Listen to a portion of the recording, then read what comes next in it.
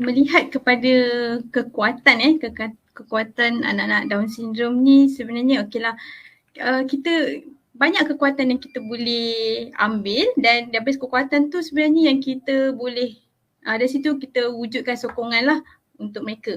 So antara salah satu kekuatan yang saya rasa kekuatan yang paling ketara lah untuk anak-anak Down syndrome ni adalah mereka adalah visual learner. Okay, mereka sangat visual learner. Bila tengok dah boleh maksudnya dari segi pemerhatian pun mereka dah boleh belajar. Sebab itulah kalau tengok betapa pentingnya inclusion tu. Sebab disebabkan kekuatan mereka visual learner tu lah, inklusif tu lagi penting. Menyebabkan dia lagi penting. Okay, jadi dari segi disebabkan dia visual learner, dia berupaya untuk belajar melalui simbol, melalui body gesture, melalui gambar-gambar, illustration. Jadi kalau dalam kelas tu kita boleh tambahlah elemen-elemen gambar tu kan. Kalau ada ibu-ibu bapa yang biasa ke jenis kuliah kan boleh ambil elemen sokongan visual yang mereka guna pakai. Kat mana-mana pun dalam kelas pun banyak sangat sokongan visual. Itulah yang sebenarnya membantu anak-anak Down syndrome ni dalam pembelajaran. Okay, kerana setiap informasi ataupun setiap gambar yang dilihat ataupun sign-sign yang nampak tu memberi satu arahan kepada mereka dan arahan tu lebih kukuh dan lebih orang cakap lebih mudah difahami lah berbanding dengan kita memberi arahan secara verbal sahaja. Jadi ditambah pula dengan kekuatan mereka sebagai visual learner ni, itu lagi mengukuhkan lagi lah strategi untuk membimbing mereka dalam kelas. Okay. Selain daripada itu juga kalau kita tengok anak-anak Down syndrome ni kekuatan mereka adalah dari segi kecenderungan untuk bersosial. Okay. Suka berada dalam kumpulan, suka berkomunikasi, ada sikap empati yang lebih. Jadi kita gunakan dia punya kekuatan ni sebagai satu strategi untuk pembelajaran dia lah, untuk dalam kelas pembelajaran dia. Contohnya kita boleh ajar dia dari segi bantu-membantu kan dalam kelas kan. Tak sepertinya kita belajar menulis, membaca sajalah. So dalam kelas pun kita ada, okey boleh tolong kawan, kita tolong cikgu, okey tolong mengemas. So benda-benda yang social macam tu, aktiviti dalam kumpulan, itu yang kita perlu wujudkan dalam kita punya aktiviti-aktiviti kelas. Sebab itu nature dia yang suka untuk bersosial, suka untuk berkawan. Okay, kemudian mereka kebanyakan mereka sangat mahir dalam mengendalikan teknologi. Okey, mereka pandai mengendalikan teknologi dan ataupun alatan-alatan muzik kalau perasan. Okey, antaranya kadang-kadang ada yang pandai buat editing, ada yang pandai menggunakan komputer, laptop. Okey, jadi kalau anak Down syndrome tu yalah kita dah terbiasa dengan sistem kita belajar itu perlu menulis menggunakan pensel dan kertas kan. Tapi adalah tidak menjadi satu kesalahan kalau anak tu dia mungkin dari segi kamera untuk menulis tu tidaklah memuaskan, tapi tidak salah untuk kita membuka potensi dia tu, buka peluang dia supaya dia boleh belajar tapi menggunakan teknologi kan. Jadi dia dapat lebih lah, experience dia lebih, dia dapat explore lebih daripada tu. Instead of dia diminta untuk belajar menulis, which is yang itu mungkin memberi kesukaran untuk dia, tapi telah melimitkan peluang dia untuk cuba benda-benda yang lain. Okay. Selain daripada tu ada kekuatan dia adalah cenderungan lah. Macam tadi yang Puan Lizin pun ada highlight, mereka ni kecenderungan untuk meniru orang lain. Meniru tingkah laku, sikap rakan sebaya ataupun ahli keluarga. Dia memang akan mirror. Jadi kalau dia berada di inklusif bersama-sama dengan sahabat lain, pergi ke kantin, pergi buat aktiviti, pergi belajar dalam kelas kan, melakukan tugas-tugas dalam kelas, mewarna, menulis, melukis. Jadi dia akan mirror kawan-kawan dia, akan tengok. Jadi itu adalah kekuatan mereka. Jadi kalau kita kata kita asingkan dia, kat mana kita nak guna kekuatan dia yang kebolehan untuk meniru rakan sebaya tu. So kita dah limit kan, kita dah tak guna dah.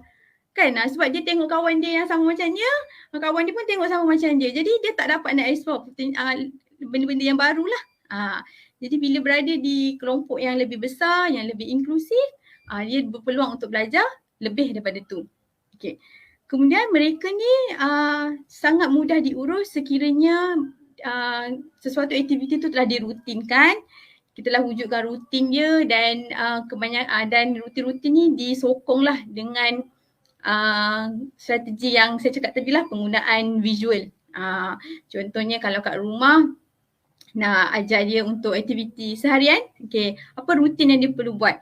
Dia perlu tahu dia perlu bangun pagi, mandi, lepas mandi makan, lepas makan dia perlu mungkin buat table activity, menulis ke mewarna, kemudian dia boleh menonton TV. Jadi mereka ni senang diatur sekiranya kita dah wujudkan rutin untuk mereka.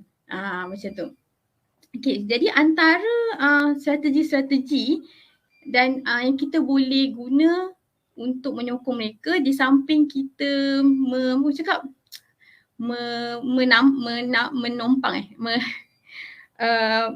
memenuhi kerompongan yang dari segi dia punya kelemahan dari segi bertuturan, dari segi masalah pendengaran. So ada beberapa strategi yang kita boleh cuba. Saya akan cuba sharekan slide. Alright. So kalau kita yang pertama macam tadi saya cakap, gunakan gambar, simbol, ilustrasi seharian dalam kelas. Untuk aktiviti-aktiviti harian. Contohnya kalau gambar ketandas, kita sediakan satu kad atau gambar ketandas. Mungkin kalau kita cakap dengan anak tu dalam kelas kan, cikgu cakap jom pergi tandas kan. Jadi penerimaan dia untuk verbal, maksudnya penerimaan arahan verbal tu, tandas tu lambat untuk dia respon. Jadi kita top up kan dengan gambar. Jadi arahan tu lebih konkret lah. Dia kata dia dengar gambar, dia dengar perkataan tandas dan dia nampak gambar tandas.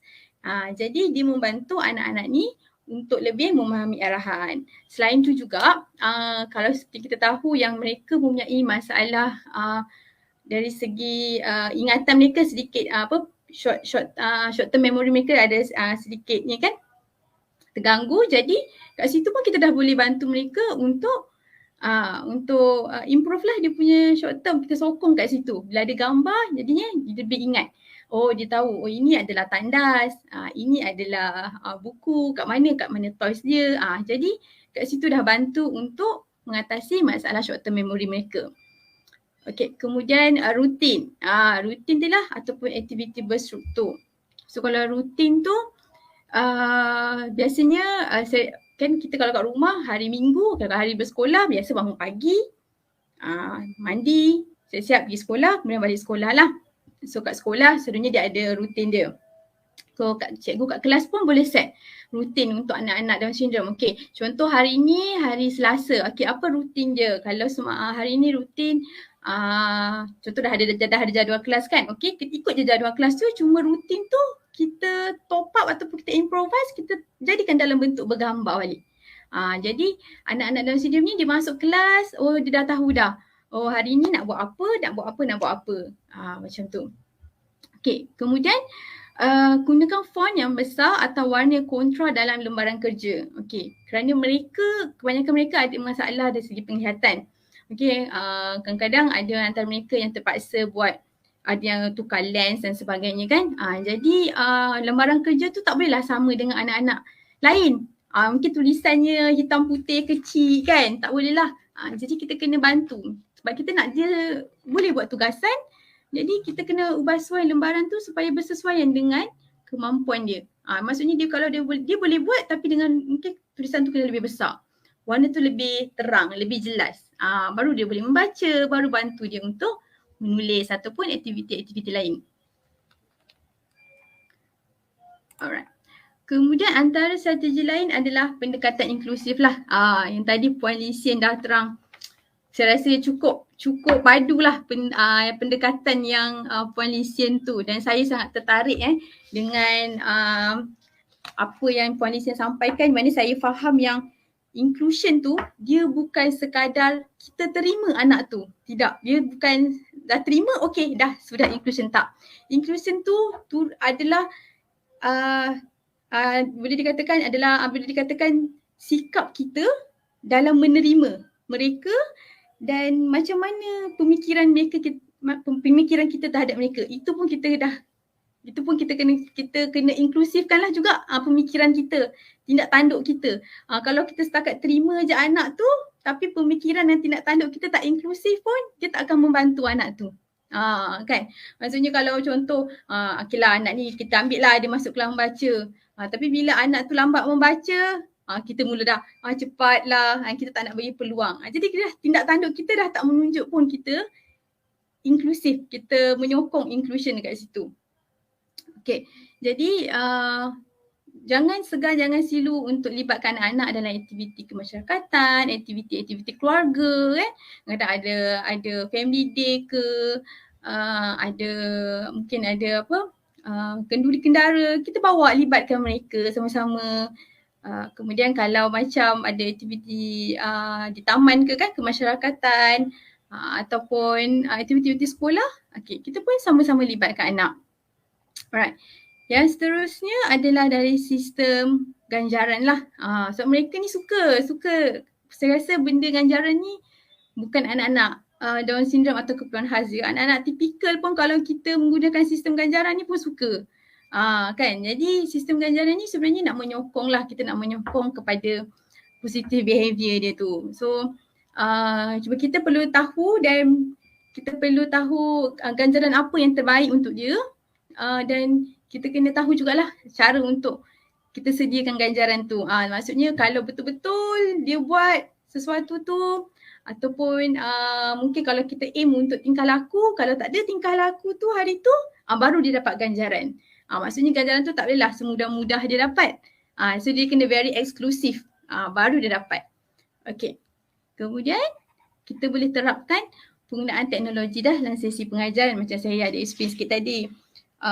Cuba kita sekarang pun dah 2022 kan. Kalau tengok sekarang pun kita punya online course pun dah lebih banyak berbanding dulu kita lebih kepada secara bersemuka. So I think the pandemic ni adalah satu satu platform lah untuk kita berubah minda dan fikiran kita supaya pembelajaran tu tak diterhadkan kepada dalam kelas, tak diterhadkan kepada pensel dan kertas, tapi kita dah lebih maju. Kita dah ada teknologi, ada komputer, ada tab, macam-macam lah yang kita boleh bagi anak kita explore as long as kita guide mereka lah. Jadi tak perlu limitkan mereka untuk cara-cara yang kebiasaan, kita cari yang luar biasa untuk mereka.